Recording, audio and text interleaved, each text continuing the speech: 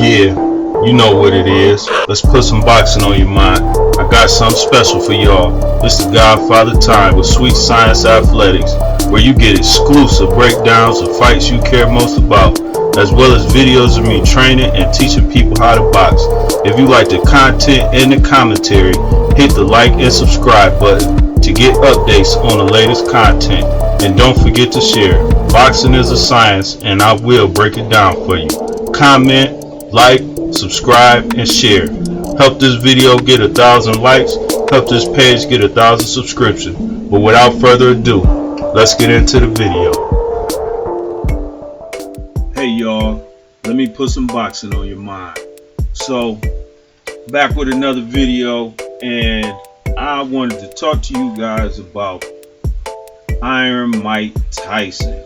Was Tyson overrated, or is he as good as everybody thinks he is? So, in order to assess that, man, I had to do a little bit of research on Tyson. I'm gonna be honest, man, because I didn't want to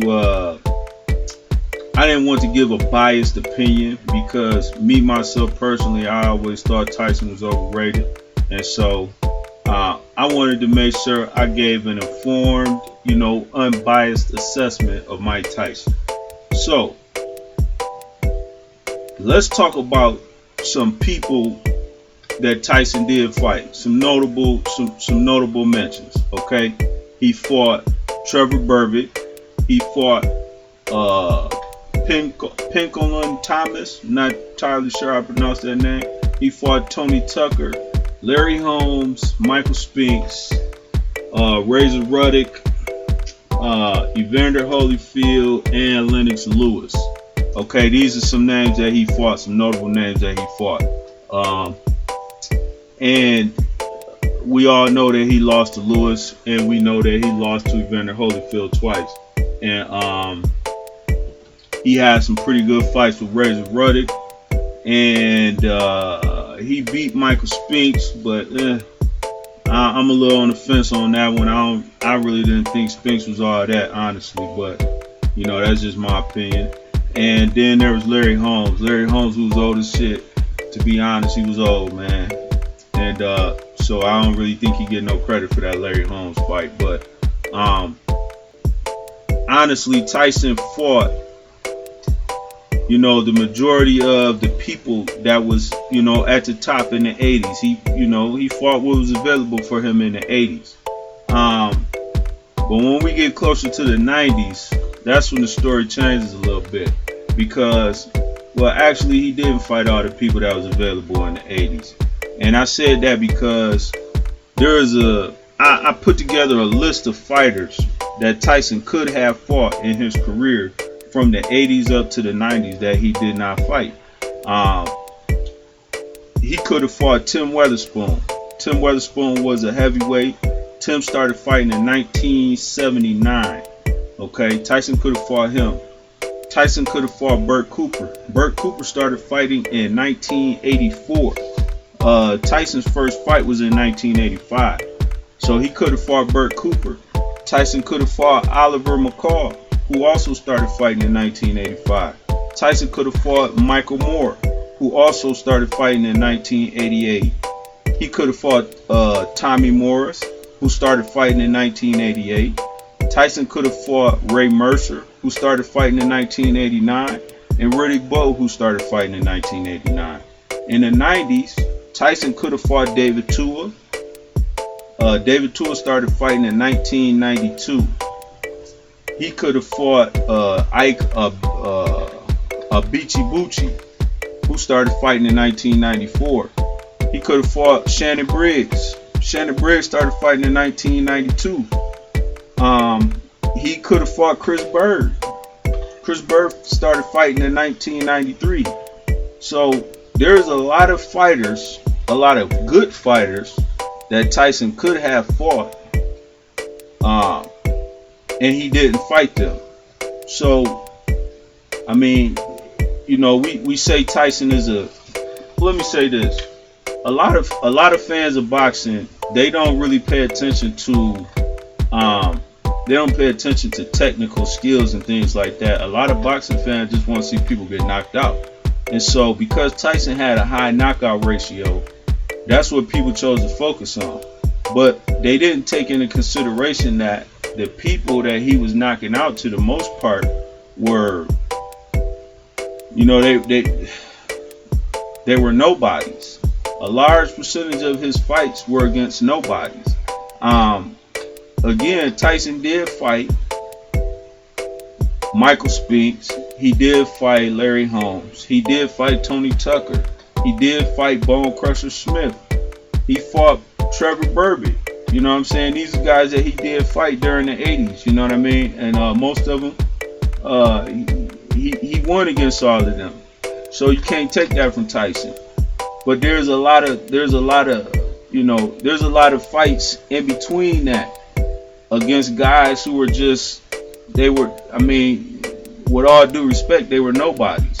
And even in 1985, Tyson fought 15 fights in 1985. That's a lot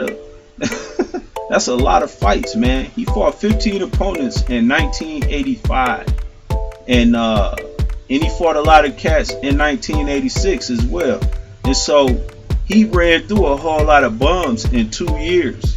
You know what I'm saying? And he could have put some real names under his belt during that time frame. And even in the years after that, he could have fought some real top opponents. You know what I'm saying?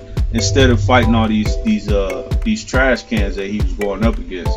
So there's a lot of fights that Tyson could have took where it would have been undisputed that he is one of the best, heavyweights ever. But Tyson did not. He didn't do that, man. Tyson always had problems with boxers. And when he got into the ring with actual boxers, he lost to them. I didn't even mention Buster Douglas's name because had Tyson been prepared for that fight, had Tyson trained for that fight, had Tyson not been out partying and doing who knows what days before the fight, Tyson would have whooped Buster Douglas. He lost the fight, it happened, but to me it wasn't even worth mentioning, honestly. Buster Douglas would have lost that fight. Tyson had took his craft serious. You always hear people talking about, well, Tyson wasn't in his prime when he lost to this person or that person, but Tyson was the youngest heavyweight champion in history. You know what I mean? Tyson was absolutely in his prime when he lost to Evander Holyfield. He was in his prime. He was younger than Holyfield, I believe.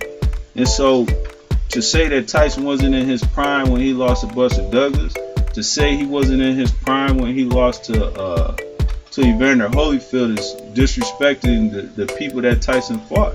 You know what I'm saying? The people that he lost to. You can't say that he wasn't in his prime to justify him losing. He lost to some, not in the case of Buster Douglas, but in the case of Holyfield and Lewis, he lost to superior fighters. It is what it is. And had he fought Chris Bird or any of these other guys, he would have lost to Chris Bird as well. So I'm still of the opinion that Tyson was overrated. After looking at his record and seeing, I had to do research. I had to look up heavyweights that was fighting during the time frame that Tyson was fighting, and I found a whole lot of cats that Tyson could have fought between 85 and 2003 when he retired. Like, there was a whole lot of people, you know what I'm saying, especially in the 80s and the 90s, while he was still, because he had a decent, his fight with Evander Holyfield, even though he didn't win, they were some good fights, and this was in 97. He put in some work with Holyfield in 97. So there's a lot of guys that was between 90 and 97 that was heavyweights that was they was doing big things, and Tyson could have got a piece of that action, and it would have solidified his actual legacy of being one of the best heavyweights ever. But from what I'm seeing, man, Tyson simply did not fight. He didn't fight enough. He didn't fight enough top fighters. He didn't beat enough top fighters for me to say to put him on the same level as an Ali or anything like that. I can't even mention his, I wouldn't feel comfortable mentioning his name in the same sentence as these type, Foremans and Frazier's and all of these guys. You just can't, you can't put his name in there with that. He didn't fight enough people. He didn't fight enough top people to do that, man. So leave a comment below. That's all I got for right now. Let me know what y'all think. You agree or disagree. Other than that, Sweet Science Athletics, and I'm out.